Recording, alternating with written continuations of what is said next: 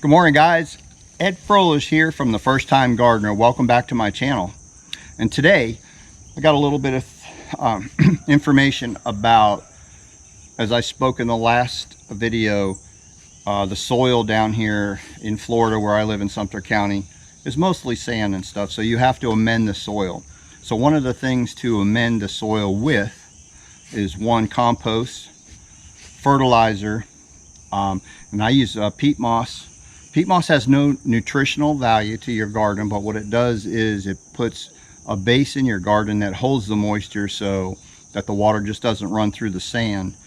Gives the plants a chance to absorb some of that moisture from watering your garden or rain or whatever. So it's most important that you put those sort of things in your soil. So I'm going to show you what I do here to add. It cuts down a little bit too if you have the area to do it and you stay consistent. It cuts down the amount of topsoil and stuff that you have to buy from a store in order to put in your garden.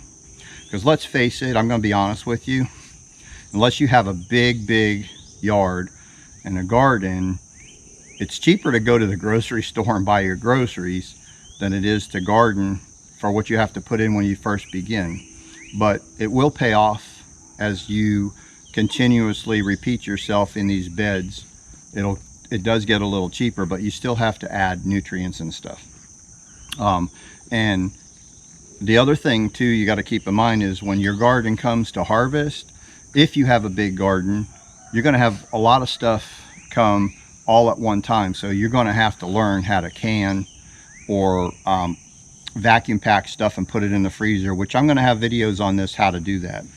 But the main focus of this video today is I'm going to show you how I compost and something that you can do too. So this is just from the house, and you can see basically what's in here is I have an eggshell, I have some carrots that I peeled for the dinner the other night, and we have some potatoes, red potatoes, skin potatoes that I peeled. So these are our peelings. So come on down here and I'm going to show you my compost pile. So this is my pile. So I just dumped this stuff in here. Now you can see it's kind of chewed up because my dog likes to dig in this stuff. But this is grass, soil.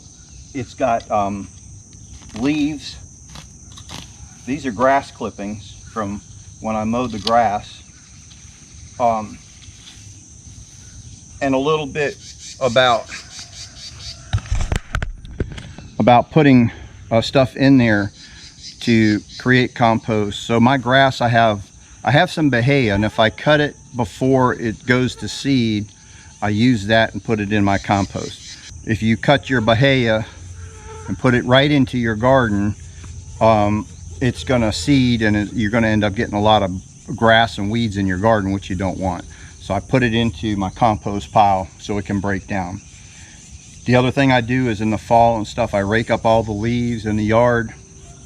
I put that in there. But before I do that, I usually make a pile and run it over with my lawnmower to chop it up, because the leaves take quite a while to break down into like a compost. So if you cut them up and chop them up and put them in there rather than whole, they break down a lot quicker. So anyway, I'm just gonna kind of mound this up again. And then what I eventually want to do is I want to make two mounds. I want to put a mound over here and a mound over there. So I've got some pallets. Let me show you. I got some pallets over there that I am going to build like a corral to hold two spots. So what I can do is I can shovel from one into the other one, because you got to turn this stuff every once in a while. I come out here every couple, 2-3 days and turn it so it can start breaking down. So if you have two bins and you can go from one to the other, it helps break down a lot, and you get a full thorough rotation of your compost. So, but right now I only have the one. It's like everything takes time to do, and I just don't have the time to do everything at once. But you can see my grass.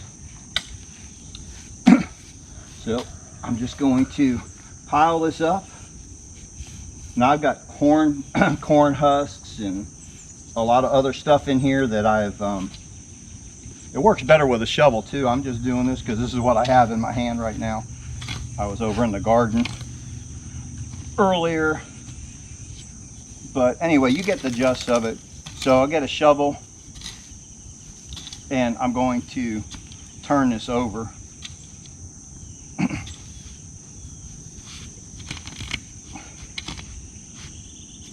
Later, but I want to pile it back up.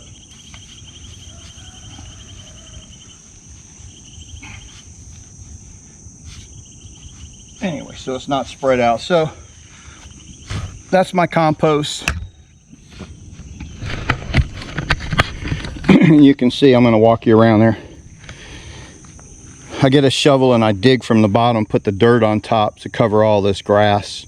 Helps break the grass down more.